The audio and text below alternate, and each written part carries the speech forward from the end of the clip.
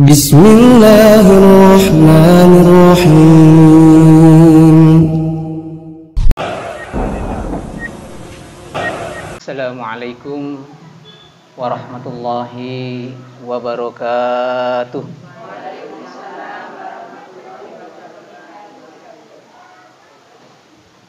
Innal hamdalillah nahmaduhu wa nasta'inuhu wa nastaghfiruh wa na'udzu billahi min syururi anfusina wa min sayyiati a'malina.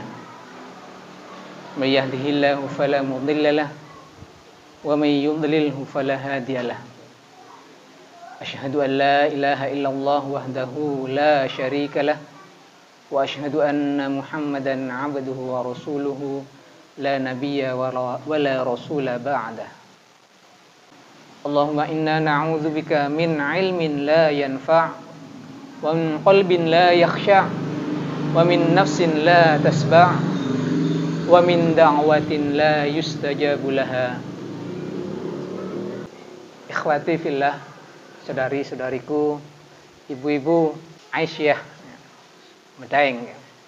Alhamdulillah, siang hari ini Allah takdirkan kita untuk bertemu. Allah takdirkan saya untuk bertemu dengan makhluk-makhluk spesial ini. Kenapa spesial? Apa spesialnya?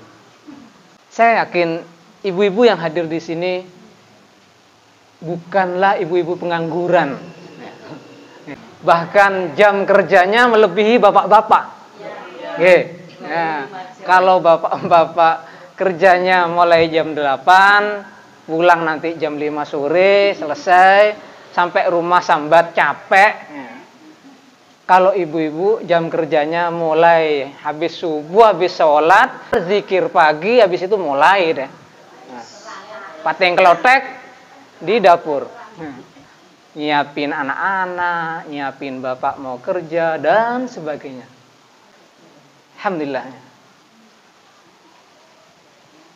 Salawat serta salam mari kita haturkan pada junjungan kita Rasulullah Sallallahu Alaihi Wasallam, di mana dari lisan beliaulah kita mengetahui kebaikan-kebaikan agama, dan kita juga mengetahui keburukan-keburukan yang dilarang oleh agama.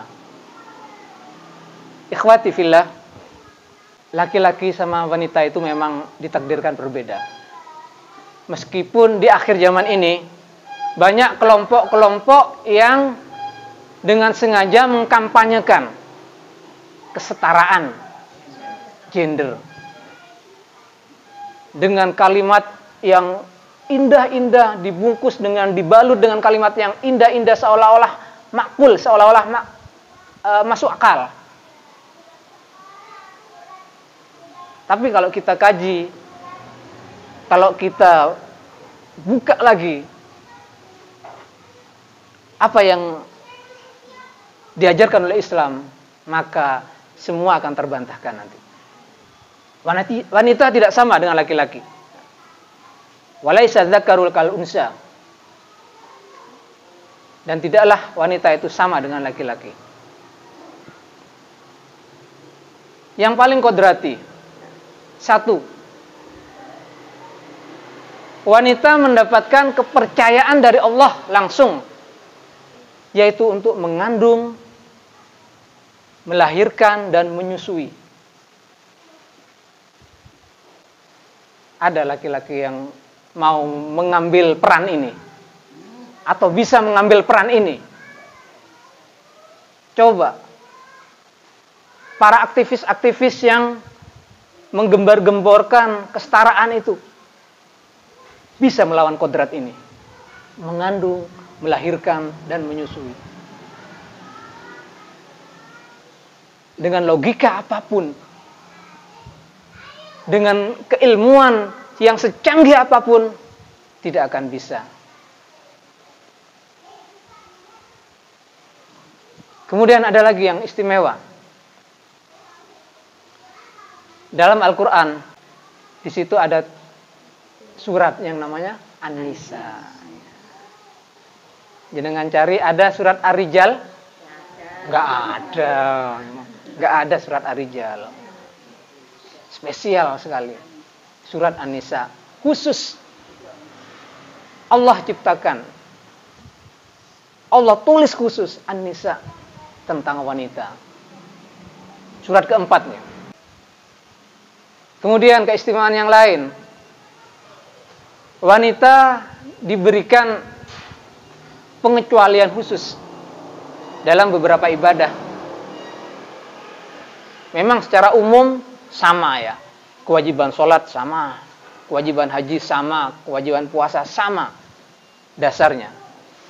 Tapi ada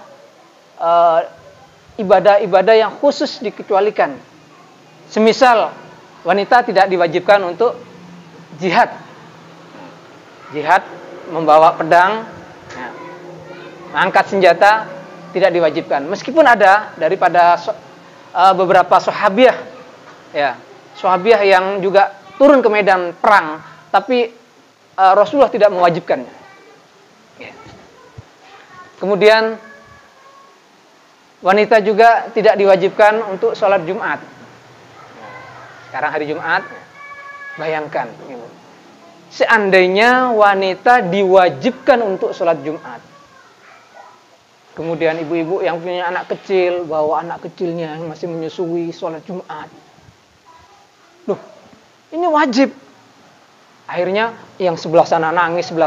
Apa yang terjadi? Nggak jadi khidmat sholat Jumatnya ya. Itu. Spesial ini. Jadi Allah itu sudah betul-betul mempertimbangkan. Ya.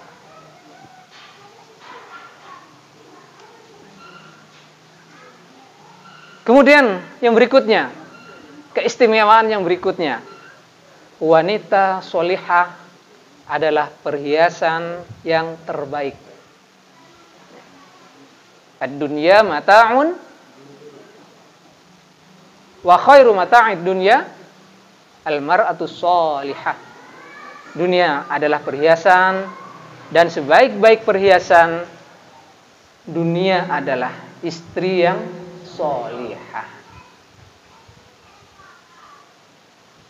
Hadis riwayat Muslim.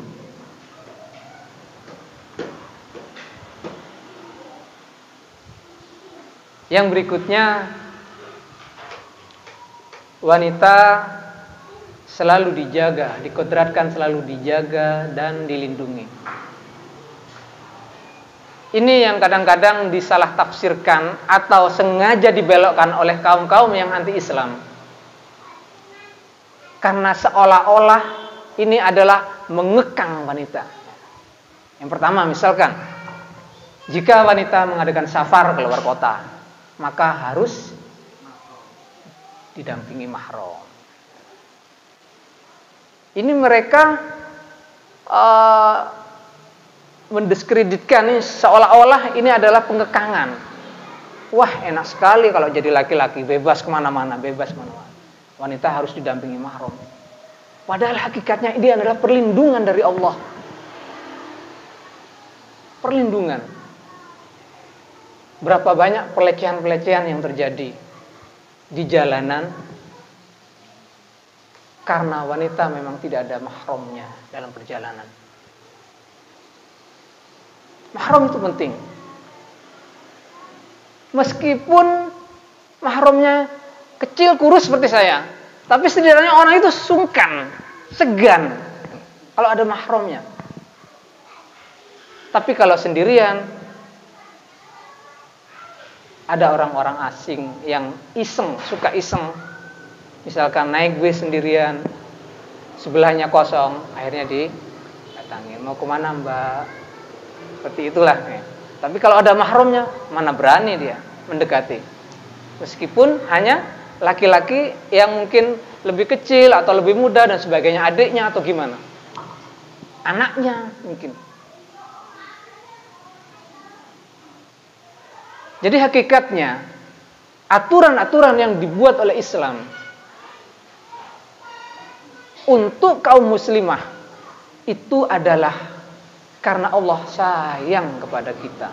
sayang kepada kaum muslimah. Logikanya, kalau kita sayang kepada anak kita, maka akan terjadi aturan, nggih. Misalkan, nak, jangan main di jalan, ramai nanti tabrak. Nak, jangan pulang malam-malam. Banyak sekali aturannya. Itu karena apa? Apakah itu karena mengekang? Tidak sama sekali. Karena Allah itu sayang. Kita sayang sama anak-anak kita. Maka dibuatlah aturan-aturan untuk melindungi dan menjaga anak-anak kita. Demikian pula Allah.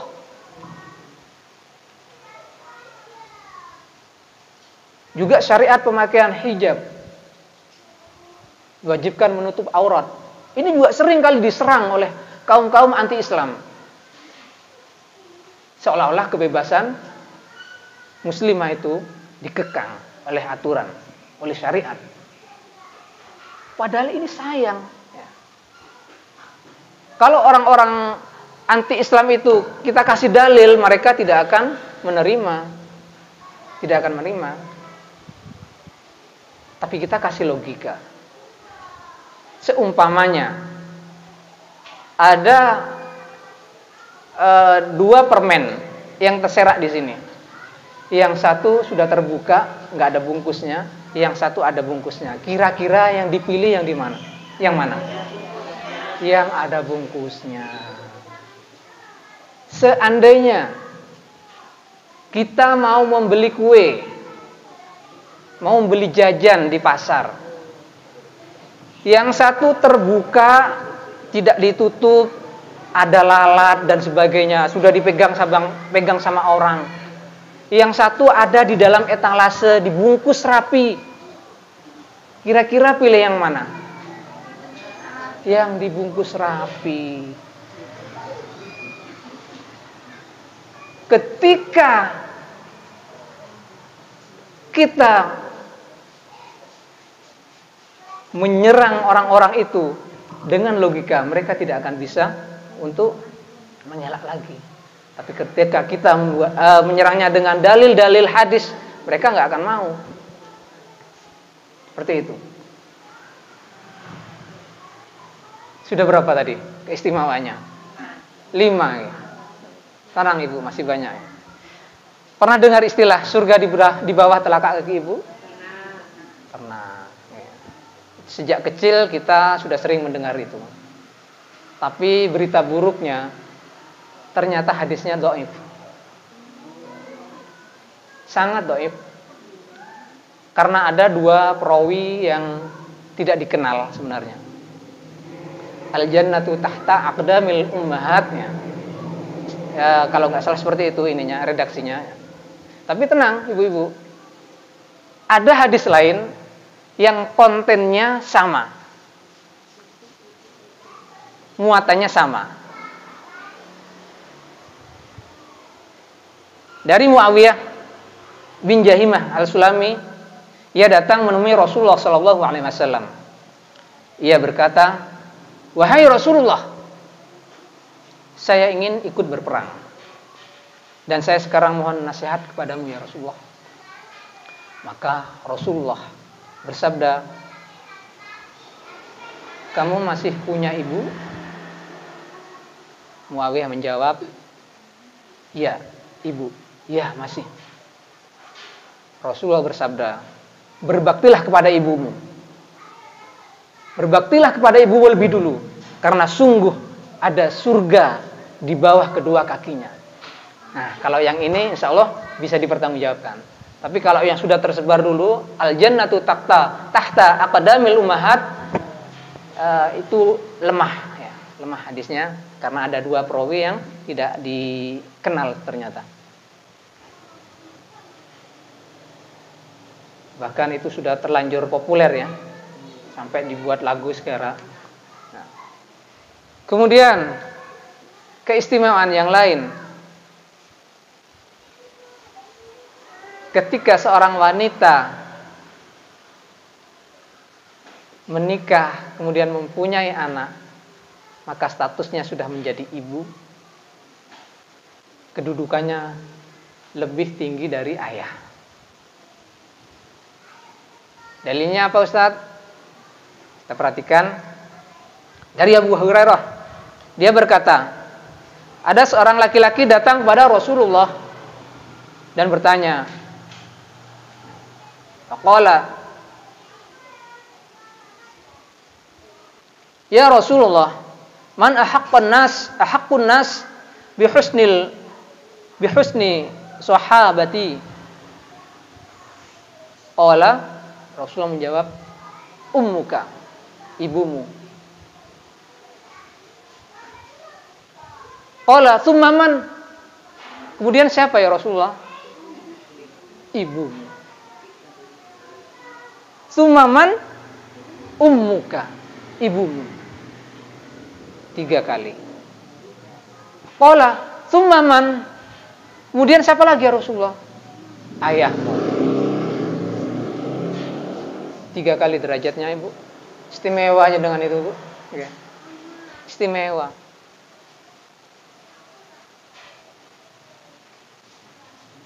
Kadang-kadang kaum yang anti-Islam itu juga menyerang lagi.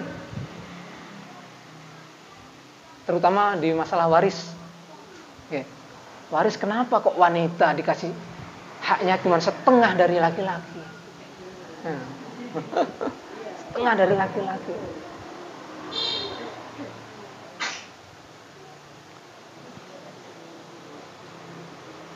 Padahal hakikatnya laki-lakilah yang bertanggung jawab terhadap ibunya kelak. Bahkan ada ungkapan ya, kalau seorang anak wanita itu adalah milik ayahnya hingga dia menikah. Oke, dengan yang punya putri, punya anak-anak putri itu kan dekat sama ayahnya. Ini ungkapan aja, ini bukan hadis, bukan apa. Ini ungkapan. Jadi kalau anak wanita itu milik ayahnya hingga dia menikah. Tapi anak laki-laki adalah milik ibunya sampai ia wafat. Tanggung jawab seorang laki-laki meskipun sudah berkeluarga tetap sama orang tuanya, sama ibunya terutama. Tapi kalau wanita ketika dia sudah menikah, tanggung jawabnya, kepatuhannya sudah berpindah kepada suaminya terlebih dahulu. Adil sekali Islam itu. Satu lagi, bahwasanya wanita, seorang istri itu bisa masuk surga dari pintu manapun. Nah, kan surga itu ada banyak pintu. Jika seorang wanita menunaikan sholat 5 waktu, berpuasa di bulan Ramadan, menjaga kemaluannya, dan mentaati suaminya, niscaya akan dikatakan kepadanya, masuklah ke dalam surga dari pintu yang mana kamu suka. Luar biasa ya, banyak sekali. Ternyata luar biasa. Spesial sekali. Ini hadis riwayat Ahmad. Ada satu kisah. Sudah pernah dengar gak? Uwais Al-Qarni. Uwais Al-Qarni ini hidup di zaman Rasulullah tapi tidak masuk dalam sahabat. Kenapa? Padahal hidup di zaman Rasulullah dan muslim beliau. Muslim. Hidup di zaman Rasulullah dan sudah muslim saat itu. Tapi kok nggak masuk kategori sahabat, kenapa? Karena beliau belum pernah berjumpa dengan Rasulullah. Belum pernah berjumpa. Jadi syaratnya kan 3. Hidup di zaman Rasulullah, pernah berjumpa dengan Rasulullah, dan muslim hingga wafat. Itu kategori sahabat. Nah, beliau itu pernah berizin kepada ibunya untuk berangkat ke Madinah. Berangkat ke Madinah menemui Rasulullah. Ibunya saat itu sakit-sakitan. Maka ibunya mengizinkan. silakan pergi temui Rasulullah, tapi segera pulang setelah itu karena ibu sakit-sakitan.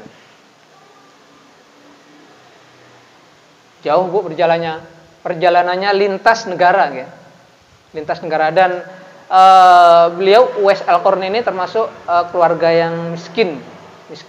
Kemudian ada tanda putih di kulitnya, semacam penyakit belang mungkin ya, seperti itu. Nah, ketika sampai di Madinah, di rumah Rasulullah, yang dijumpai hanya Aisyah, istri Rasulullah, karena ternyata Rasulullah sedang keluar berjihad, sedang di medan jihad.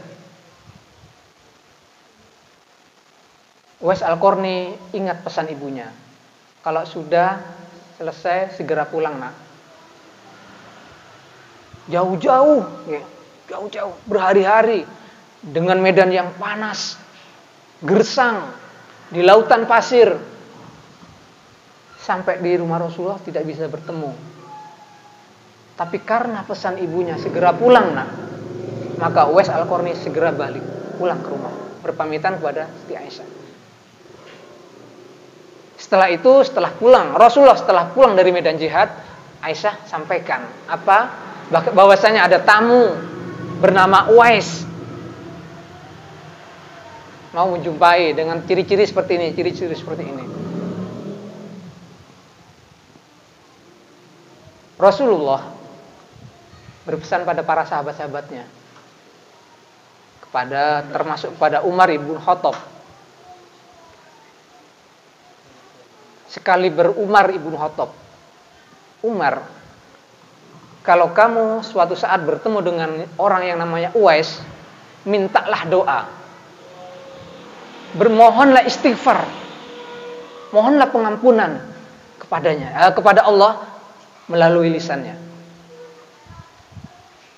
Karena apa? Karena kepatuhannya terhadap ibu, sehingga doanya begitu mustajab.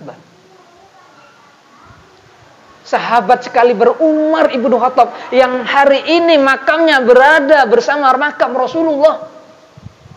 Tidak semua sahabat, hanya Umar dan Abu Bakar yang makamnya jejer sama Rasulullah. Yang Rasulullah berkata, beliau bersabda, seandainya ada nabi setelah aku, maka Umarlah nabinya.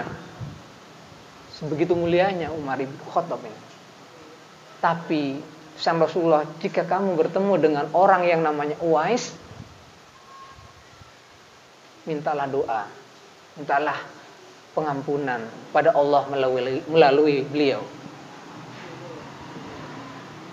Satu kisahnya yang populer, yang sering kita dengar dari Uwais Al-Qarni ini, bahwasanya ibunya ingin menunaikan ibadah haji, tapi tahu sendiri ibunya sakit-sakitan dan tidak mampu lagi berjalan. Apa yang dilakukan oleh Uwais Al-Qarni? Digendong. Latihannya gimana? Supaya kuat menggendong dari jarak jauh itu, Uwais Al-Qarni membeli anak sapi, kemudian digendong anak sapi itu setiap hari ke atas bukit, turun bukit. Lama-lama anak sapi itu menjadi besar, akhirnya menjadi sapi. Sedemikian baktinya kepada ibunya. Pantas saja Rasulullah menyikapi seperti itu, memuliakan seperti itu.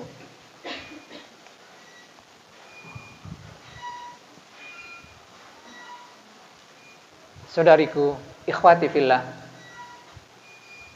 suatu hari ada seorang anak yang sedang bermain. Anak kecil bermain di luar gitu. Mainan tanah, mainan pasir, wajar lah anak kecil mainan tanah, mainan pasir. Sementara ibunya sedang sibuk di dapur, di rumah sedang sibuk untuk menyiapkan makanan untuk disajikan kepada tamu-tamu yang insya Allah akan datang hari itu. yang akan datang. Maka beliau menyiapkan jamuan. Tamunya belum datang, makanan sudah disajikan. Wah, berbagai macam makanan disajikan di situ ya. Tiba-tiba anak yang main tadi pulang masuk rumah dengan membawa pasir segenggam dan ditaburkan ke situ. Sontak ibunya marah. Nggih mboten, Bu? Marah. Wah, ini sudah capek-capek menyiapkan makanan untuk tamu kehormatan yang akan datang saat itu, dilempar, ditaburi pasir sama anaknya. Namanya anak kecil. Tapi apa yang keluar dari lisan ibu itu? Ya memang marah. Marah. Apa, Bu? Ya Allah, lele. Idhab. Pergi kamu.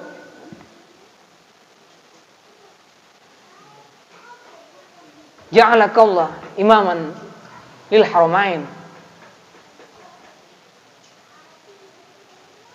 Kelak kamu akan menjadi imam di haramain. Masya Allah. Allahu Akbar. Doa ibu ini mustajabah. Doa ibu itu mustajabah. Hari ini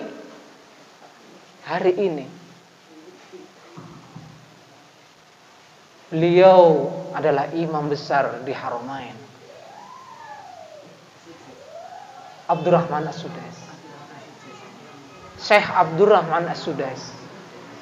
Atau dikenal dengan Syekh Sudais.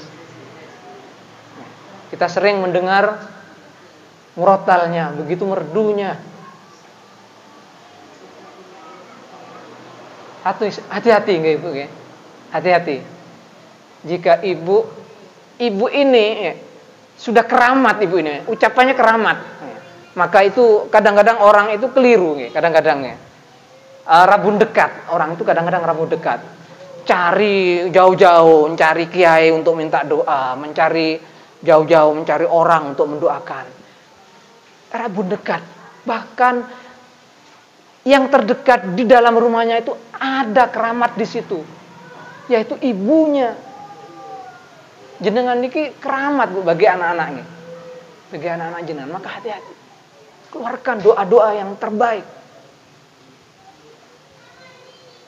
Saat anak-anak kadang-kadang menjengkelkan, ya itu memang namanya anak-anak gitu. Tapi hati-hati.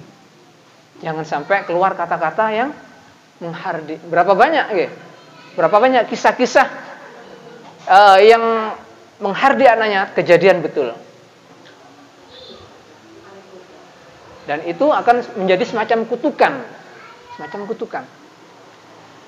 Tapi ketika yang keluar dari ibu yang beriman, ibu-ibu muslimah yang beriman, itu adalah doa. Jadilah kamu ulama besar, insya Allah jadi ulama besar. Karena itu termasuk kondisi dalam semacam itu, termasuk terzolimi, termasuk yang terzolimi. Maka saat kita terzolimi, kita naikkan doanya kepada Allah. Dan saat itulah doanya mustajabah. Tahun 84, beliau, Syekh Sudas, mulai dipercaya untuk menjadi imam sholat asar saat itu. Tapi tahun 2012 kemarin, menjadi ketua imam Haramain, Makkah Al-Mukarramah dan Madinah Al-Munawwarah. Allahu Akbar.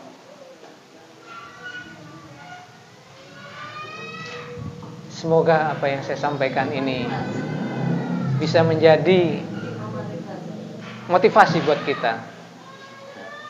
Bahwasanya ibu-ibu yang hadir di sini, ikhwati fillah, saudari-saudariku yang hadir di sini, jangan pernah berkecil hati.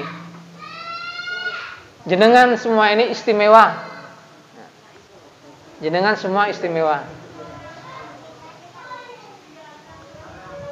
Jangan pernah merasa jenengan pengangguran. Jangan pernah merasa, ala Ustaz, saya pengangguran Ustaz, nggak kerja. Jam kerja jenengan itu luar biasa, melebihi bapak-bapak.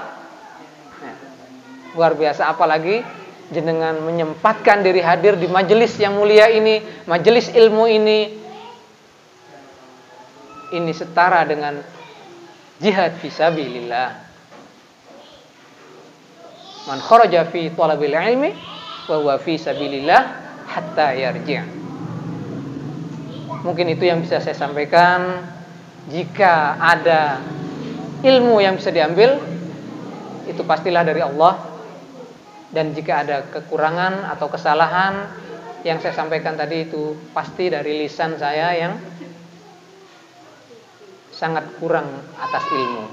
La ilaha illa anta astaghfiruka wa atubu ilaik. Wassalamualaikum warahmatullahi wabarakatuh.